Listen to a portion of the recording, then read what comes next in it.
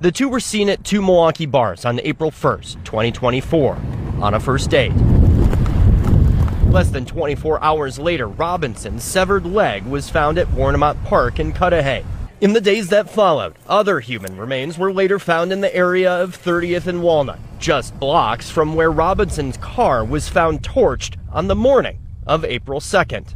Around that time, prosecutors say these surveillance photos are of Anderson leaving and hopping on a bus back to his Southside home. It's at that home investigators searched 2 days later, and where prosecutors believe Robinson went after leaving that Water Street bar. What happened during those 3 hours at his home?